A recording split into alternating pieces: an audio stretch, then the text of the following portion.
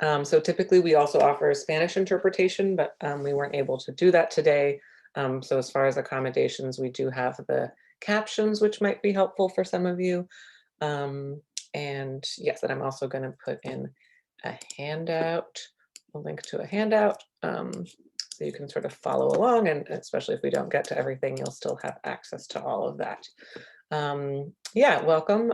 Again, I'll sort of introduce myself in a second, but first I just wanted to say that you are welcome to do whatever it is your body and body-mind needs. So you can eat or stretch or stand or fidget or, any of those things, and certainly camera on or off makes sense. We're going to be talking about supporting students and children, but that starts with you feeling like, you have sort of fuel in your gas tank, as it were, because this time is intense. So that was just sort of by way of introduction. And the other way of introduction is that I am currently on Canarsie Lenape land, otherwise known as Queens, New York. And again, because this is for liberation schools, we're always thinking about how we're on unceded land, and that you can't really do liberation work without recognizing the impact of settler colonialism, including how that's impacted our schools. So with that, I also just like to share some principles of First Peoples teaching. This is from some First Nations up in Canada, of schools being really about communities and about relationships and about connectedness and things like that, which would help if schools were also like that. And then next, again, just sort of by way of setting up, I just have a couple community norms for if we are talking or putting things in the chat. We want to speak from our own experiences. I do try to center BIPOC perspectives in our work together, and I invite you to do that as well if relevant. Again, just thinking that, we're in this together, so there's like this shared responsibility, but we're going to assume positive intent from each other. And then I also like the term cookie dough, which is this idea, the thought that ideas don't need to be fully formed to share, right? Cookie dough is not fully formed, but people like it anyway. So not fully formed ideas are great, whether it's a question you have or comment, all of that is welcome. And just consider if you find that you are talking a lot or not talking at all, some of that might be valid. Again, it also depends on your capacity. So that is all welcome. I like to be transparent about my reasons, because that helps me sort of focus what I talk about. And also it's sort of a, I guess like an invitation for you. I like to center the perspective of dyslexic individuals.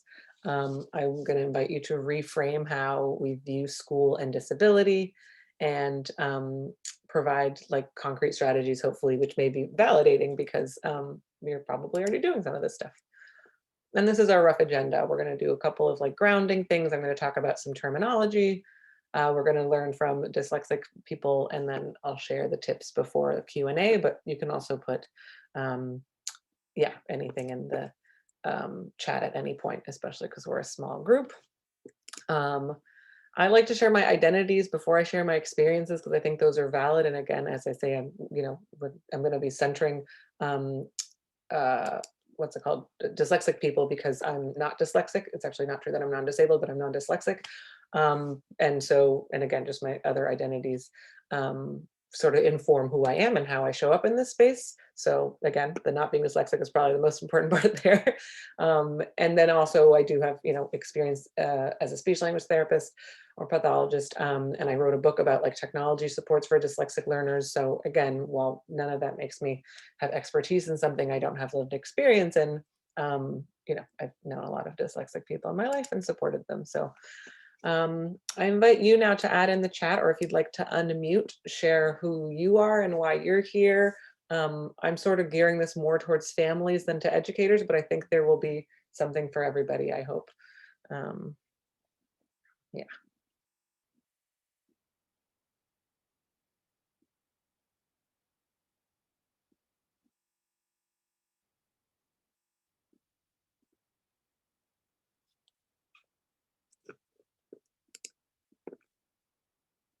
Mom to a daughter with dyslexia, great. Oh, and yeah, excellent. Already a reading tutor, perfect. Morgan Gillingham, great, yeah.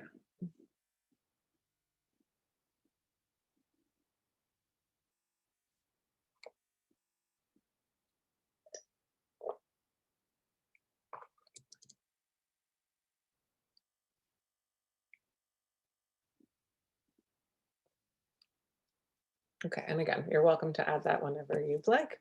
Um, Again, sort of still in the intro phase, I just want to also name that I think education is political, which again, maybe when you signed up for something for liberation schools, you were like, all right, that's probably true. Again, I've said this and I will keep building up to this, that experts have lived experience.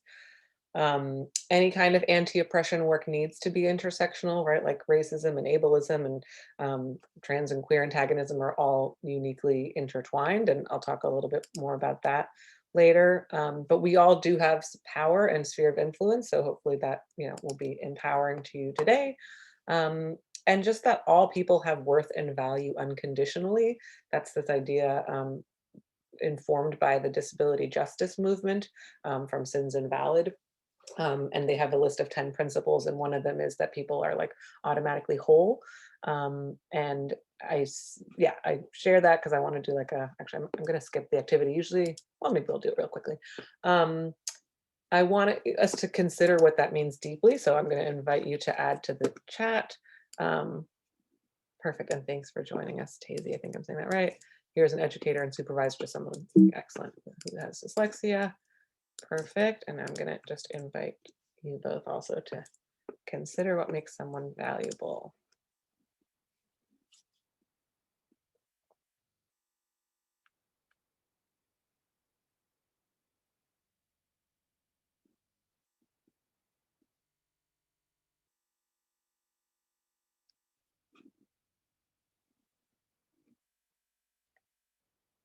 Hmm. The joy they bring to the world. That's beautiful. Yeah. Or unique perspectives. Absolutely.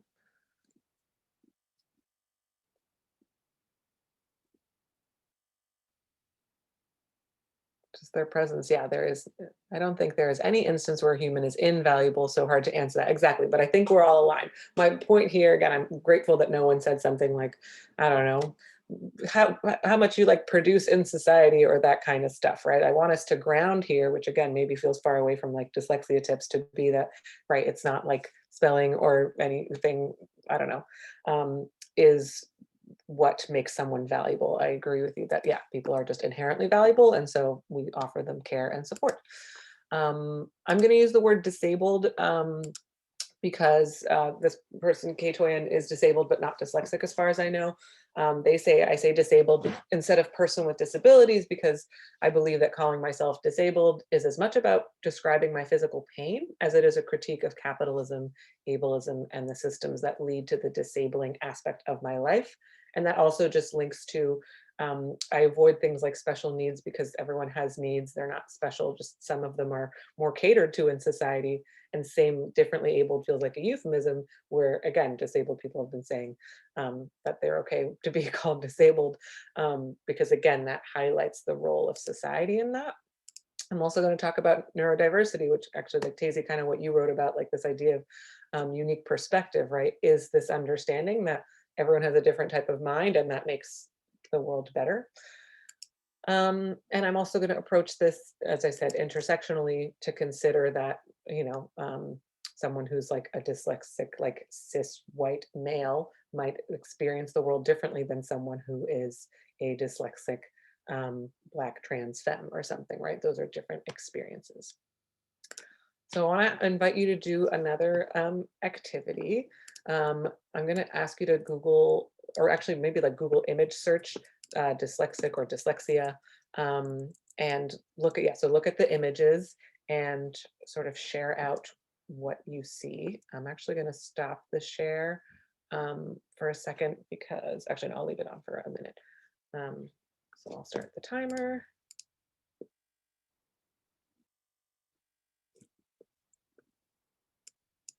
Oh, there's someone in the waiting room. Just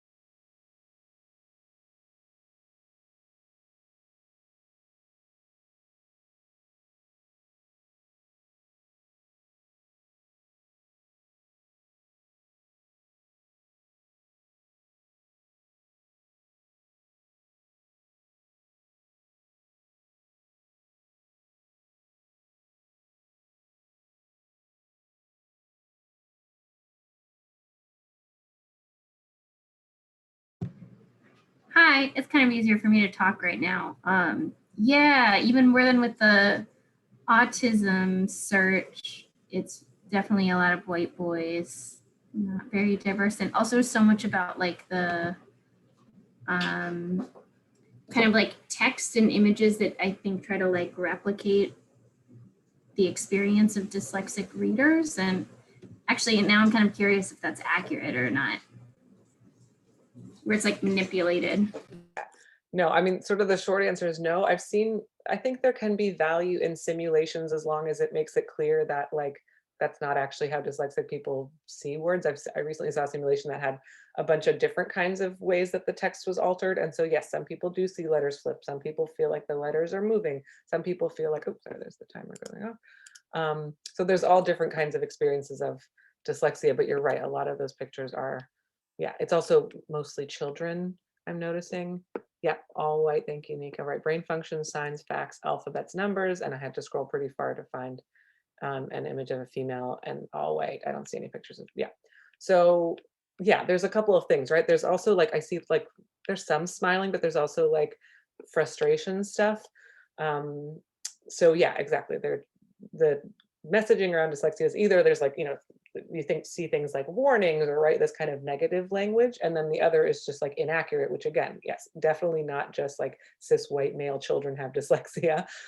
Absolutely, dyslexic adults, like dyslexic children become dyslexic adults, and certainly yeah, all people of all races and genders and gender identities have dyslexia. So I guess I just wanted to ground us in, you know, that's the messaging that we're getting, but that's not accurate. So thank you for sharing all of that. Oh, I don't know why I did that. And then, as I said, we're going to spend most of today learning from dyslexic individuals. So first I have a video. I'm going to skip a part in the middle because I want to hear just from this person, Jade, who is yeah, in 8th grade and is a real person. And this is a video from understood.org, and I'm going to share them as one of the resources at the end. And just full disclosure, I've like done some work with them in the past. And so research says 51%. I think girls tend to be underdiagnosed, but that's not the same as them not having as much dyslexia. I realized also I forgot to put in the handout link, so I will do that while Jade is talking. Oh, great. Okay.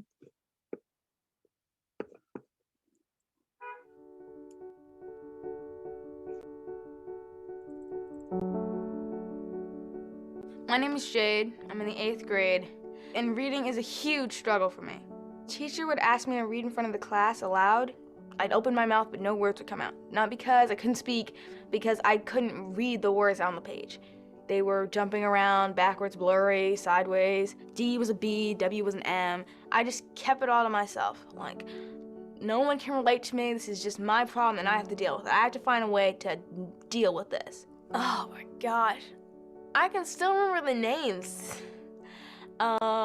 Idiot, dummy, you know, slow, special ed. It's like every day going through that takes a piece of you.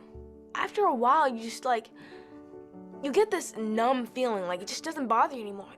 That's when you get really worried. That's when you should get really worried. When you get this numbing feeling, someone calls you something, you're like, I don't care. They're right. That's the worst feeling in the world. Middle and I was reading this book, 1st grade, and I am reading. Who struggle with track. In college, In the 1st grade, and I am reading a book meant for toddlers. I am a very sad person. I would seriously just say that to myself. And then my mom would come in, she's like, what are you doing? I'm like, I was reading this book. She's like, oh, that's so cute. I'm like, Mom, I can't read. The teacher talked to me. They said, we know that you have this ability, and we know how to help you. I would go through one line, she's like, okay, stop. And then she said, and then she had on the board, like it was like she already knew I was coming. Each word was separated. And she had this special board with like, you know, little dots. And she was like, what is this sound? What is this letter? I'm like, it's an S. S. And I felt really stupid, but at the end of the day, I could say that sentence. I would just like walk around at the dinner table, I'm reading. I'm everywhere, in the car, I'm sitting down in my roller skates, reading a book. I walked into a retreat. I had finished a book, and I felt awesome. And she reads the book, dancing around in my dad's football jersey. She's completed the championship. I'm serious. And the crowd goes wild. I still have that jersey. I do, and it smells terrible.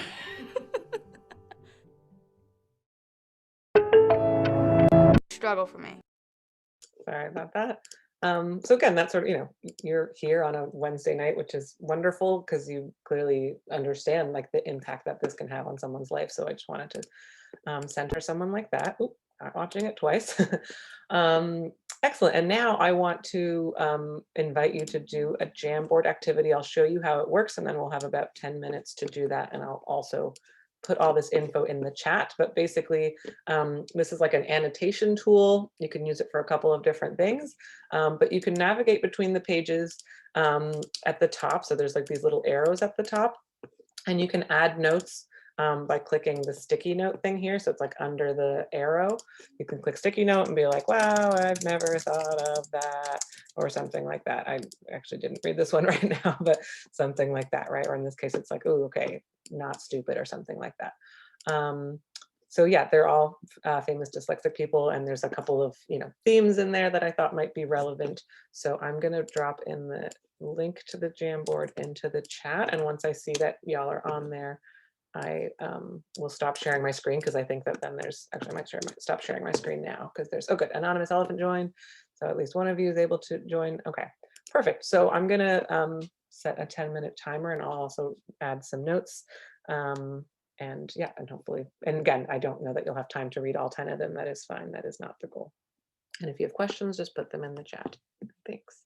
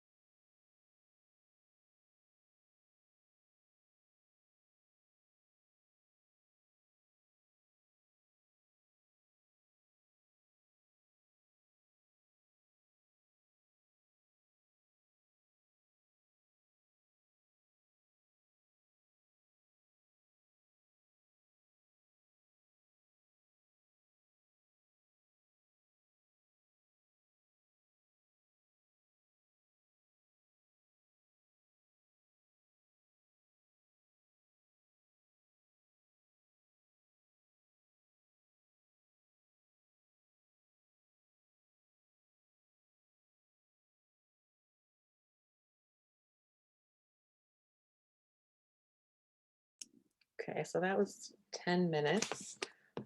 Thank you for your engagement. You wrote lots of really thoughtful things.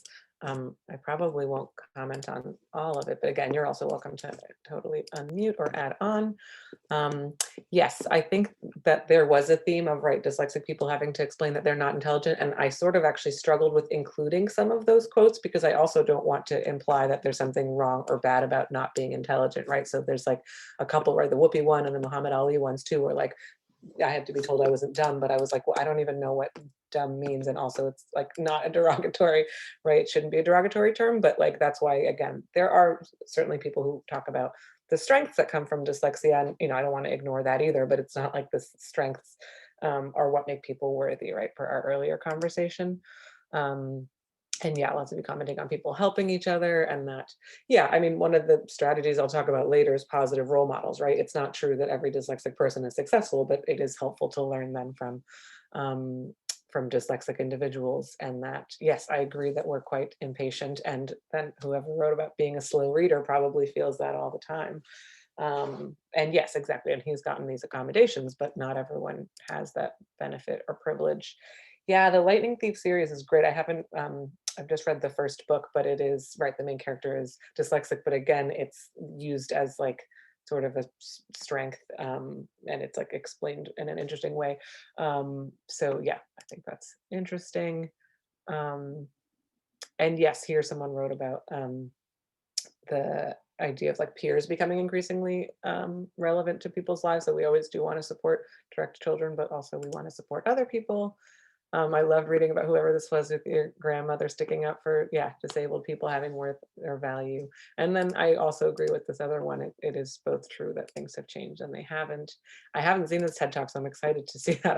I am a crier, so we'll see. Yeah, what I learned from that. And I do think, right, my hope is it's a better time than ever to be dyslexic. We do just know more about it. And again, there are more and more role models and people we can think about. Yes, exactly. And then again, I don't know that everyone needs like a compensatory strategy like that of like, oh, well, they read it slowly, but then they've memorized it. But obviously that makes sense for an actress. And yes, this idea of strengths and, know where you're weak and know where you're strong is definitely, yeah, it's humbling, it's true, love, and it is true for all people. So yes, so in the handout, I have linked the sources to all of those. And with that also informed by some of the things in those, I'm going to share the top tips. So the first is to incorporate interests and choice. So one thing is, right, kids who have difficulty reading maybe don't like reading. Some of them do, but some of them don't. And so like if there's something that they have an interest in, I don't know if it's dinosaurs or Pokemon or whatever, then for them to be able to read about that can create this positive relationship with reading. It also can kind of like sets them up for success a little bit more / better because right, we like reading relies on things like background knowledge and like vocabulary, and so if you're reading about something that you're interested in, then um, then you're more likely um, to understand it. And same for writing, right? Dyslexic kids often have, also have like dysgraphia and difficulty with writing. And it's like, well, people write about things that they know about, so it just makes sense. And again, that's why I'm saying it's also authentic and it can be connecting, right? Lots of times reading is social. That's why there's like book clubs and stuff, right? And so if people can be sort of social around their reading, that can really help. And I link interests with choice, and that's why I have a picture of my polar bear there, because I really love polar bears and I always did. And again, I'm not dyslexic, but it's just like the idea of using interests in school is something that I think kids often naturally do. Like there was an entire year in 4th grade, I just did every project about polar bears, and it was for different subjects and it was all different kinds of things, but I found a way of like, layering that in. And sort of linked to this idea of like interests and choice.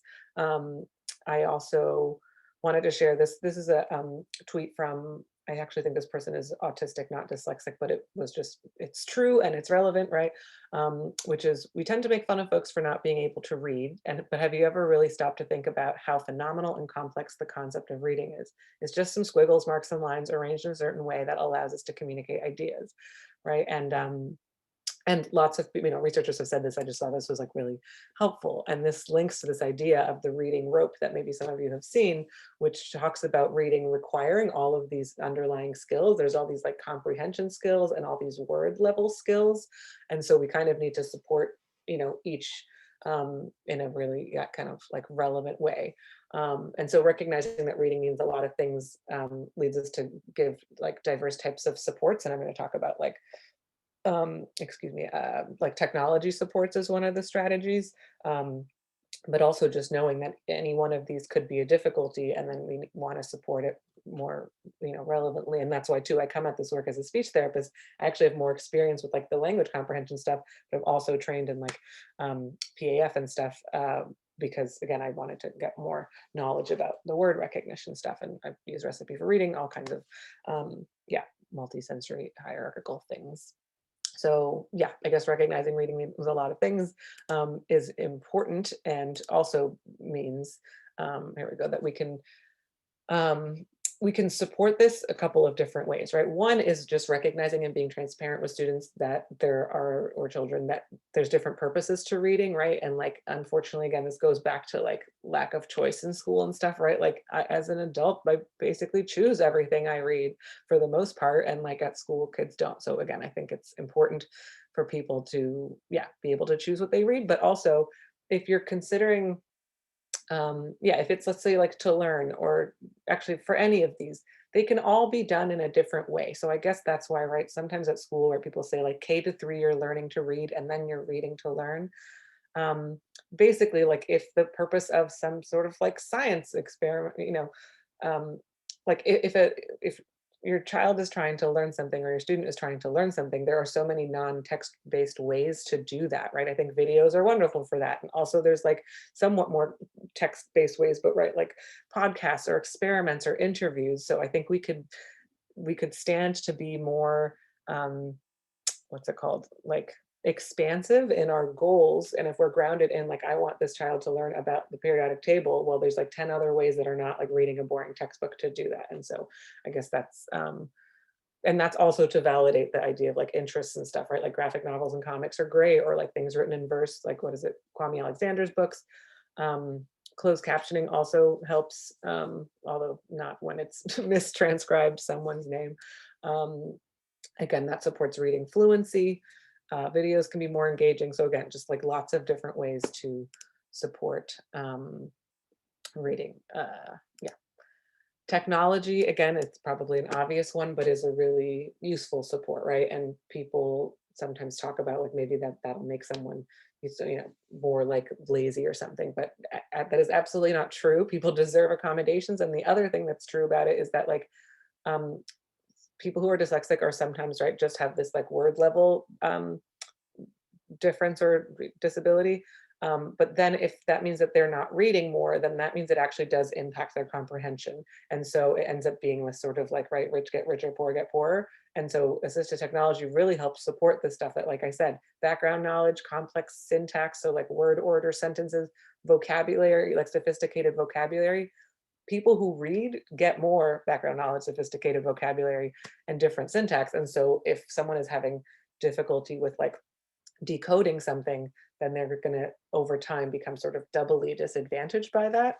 Again, sort of more biblically known as the Matthew effect, but again, it's and so so there's all different kinds of supports, and the best thing about all these supports is most of them are free. Most of them are built into every single device. I think Google voice typing is great. I used to use like drag and dictate, but I like how Google voice typing works. Everyone's phone has all of these things, including like word prediction. Word prediction for computers is often expensive. Like, as I said, almost all of these are free, but word prediction is somehow only free on, or mostly free on phones for whatever reason. And then graphic organizers can be super helpful too. People don't always think about that as like assistive technology, but they support things like text structure and can therefore be really supportive for comprehension. So graphic organizers are great, and there's lots of online ones.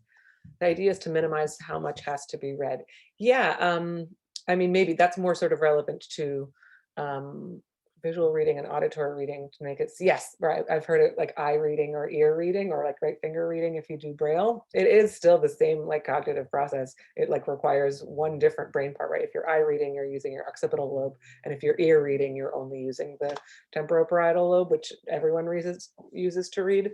Again, not necessarily deaf individuals, but yeah, the idea is to like, I guess minimize how much has to be read. Yeah, I think it is important to be purposeful. And again, that maybe goes back more to number two of like, not everything has to be read. It's just not even like, I like to read, and some things are just easier learned through interviews or whatever, or experiments. But yeah, I guess it's also just about creating like sort of rich, like language rich environments aside from strictly text based. And also the world is going that way, right? The world is becoming more visual, right? This is, again, I'm sort of was aiming this more at families, but I guess, yeah, well, I'm just going to read the translation of the quote and then talk about the things that are supportive at school or can be supportive at school. It says, it's not dyslexia that condemns a lost childhood studying without games or free time. It is the system that insists on grading what is read, written, and memorized, and not what is learned, related, thought, or invented. And I'm like, ooh, that's amazing. So again, depending on which side of this you're on, I think content over form is super important. So again, like not grading spelling, that seems like mostly unnecessary. No memorizing spelling tests, like those are not useful. They are, right. And again, I mean, one of you is an Orton Gillingham provider. So like, yeah, spelling should be taught in like a thoughtful, structured, hierarchical, multisensory way. Which again requires its own training and is sort of outside of the scope of this presentation, but anything where it's like a whole list of like theme-based words. So we're going to have the word like Halloween on the same list as like bat and cat, but then also witch. So there's nothing, again, that's supportive about that. It makes dyslexic kids feel bad about themselves and it doesn't actually teach them anything.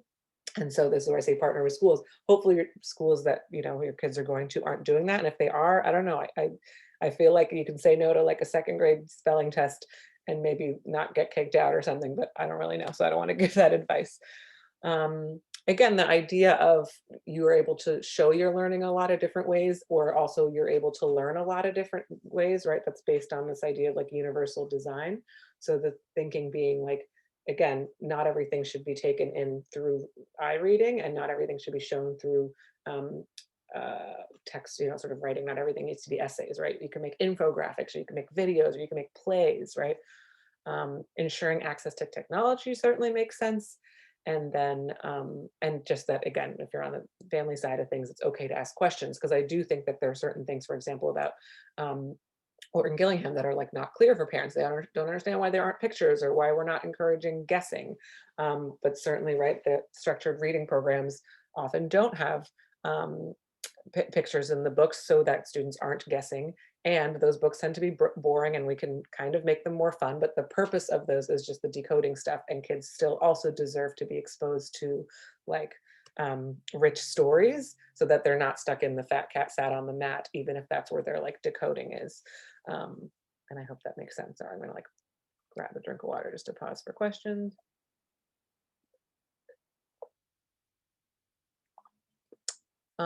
If there are fun, like some kids, even dyslexic kids, like sort of word games. And again, that can include anything from like, you know, Boggle or categories or whatever.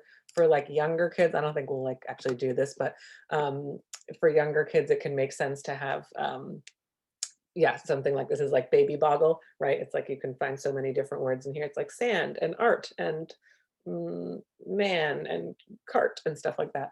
I think smart is maybe the longest one. So those kinds of things, again, if it's fun for kids, then I would encourage you to do that. But again, I do think it's important to sort of separate like the things that teachers are doing because they have the training and what you're doing at home, which should just be like fun stuff, and also supporting your child's dyslexic identity.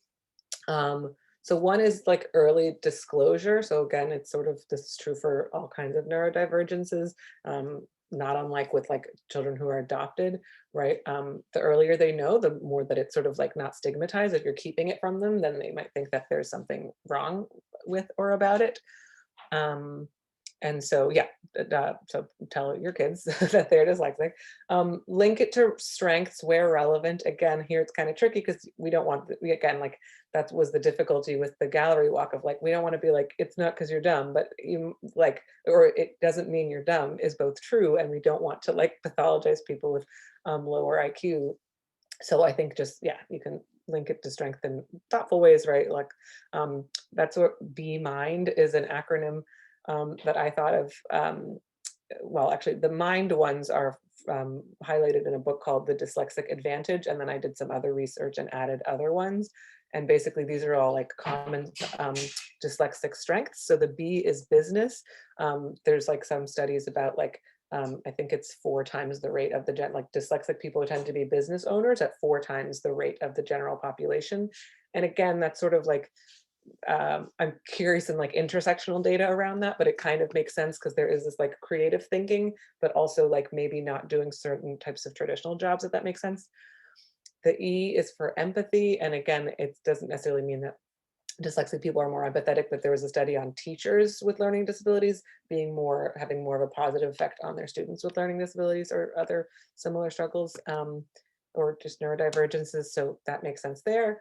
And then the mind ones are, again, sorry, I'm like trying to, one is like material or spatial reasoning. So things about like, yeah, solving problems with navigation or visualization. So that's sort of more like an engineering mind, but also like a filmmaker mind. So maybe that explains Steven Spielberg.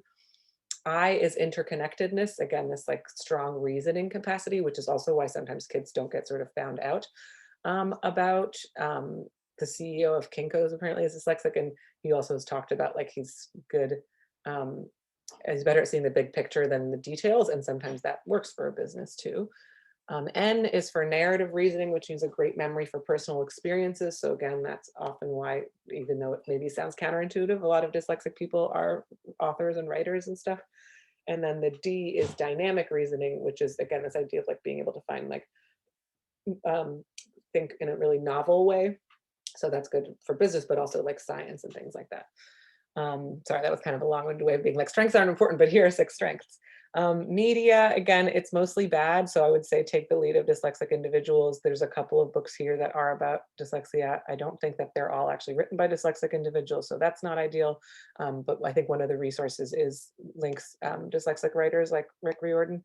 And role models. So again, everyone I shared on the Jamboard there, if they are relevant, or again, from your family, it could be your neighbor or your uncle or whoever is also dyslexic, so it can kind of validate, normalize, and so on. And like, this is like a bonus strategy because I did sort of 5, but then the bonus one is like validate, right? It can be really hard, as some of you highlighted, right? Like whatever peers might say, or just their own self-concept of thinking that like, yeah, somehow this is a negative thing. And yeah, and I would say you can understand, you can validate even if you don't necessarily understand where they're coming from. So this is a sort of quick summary of what we talked about: interest and choice, lots of different types of reading. So again, just being really flexible about like grounded in our goals. Technology is awesome and free and supportive and is not a thing that ever needs to be waned out. If you're on the family side of it, make sure that you're aligned with the school side of it, and supporting someone's identity is also yeah, important. As I said, this is in the handout, so there's additional resources for you. And oh good, we do have a few minutes, so I'm gonna just leave this up for about 1 minute. You can jot it down, you can add it to the chat or whatever. If anything that we covered now makes you be like, okay, I'm gonna continue doing this thing that I already do, or I wanna start doing something, or I wanna stop doing something, I'm gonna do just like a 1 minute timer for that. Again, you don't have to share it out, but I just like to have a moment for reflection, and then I'll share a poem before the Q&A.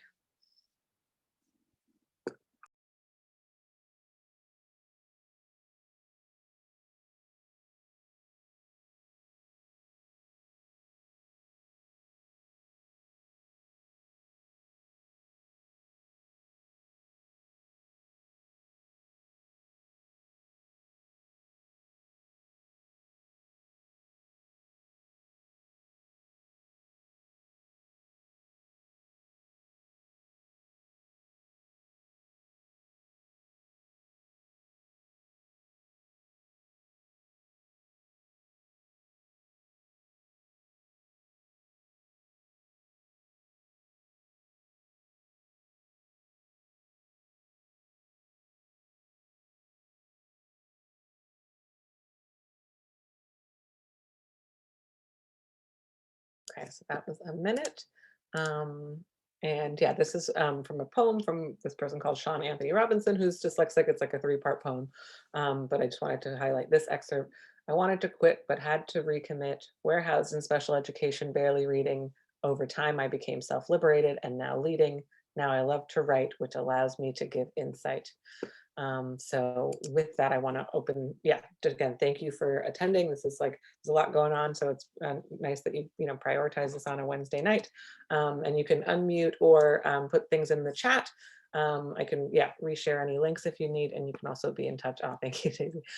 Be in touch in other ways. Yeah, there's my contact info and stuff. So yeah, I'll be on here. Tips on supporting, thank you all. Supporting writing, a lot of them are the same. So that's why when I say like, because the idea is that reading and writing are really similar. So like assistive text still makes sense. Lots of different ways of showing writing. So all the things about like reading is so many different things. This slide, right? This is true for writing as well, right? Like kids could show their knowledge with making a podcast or an interview or an experience or something like that. So, but again, also assistive tech. And also like the interventions, again, it depends on which side you're on. If you're on the educator side and doing things like, again, Orton Gillingham stuff, then that is, that targets decoding and encoding. So reading and writing at the same time because they're so closely connected. But yeah, let me see if I can find these. Yeah, I think these all I think do align now that I'm like checking them out. Same with interest and choice, right? Writing about things that you know about makes writing easier. Use dictation software. Awesome. Thank you. And thank you. Yeah, thank you both for coming.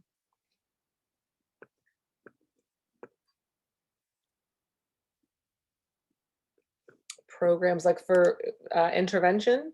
So anything sort of under, I'll write these down. So anything under the,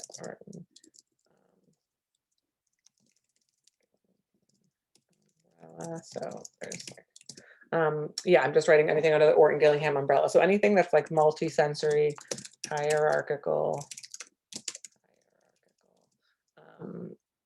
and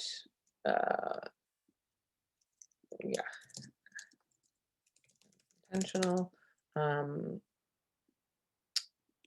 So examples include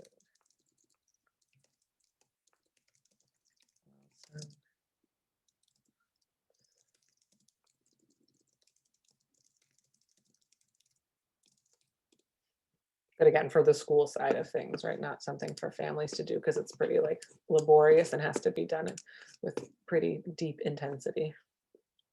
Awesome, thank you.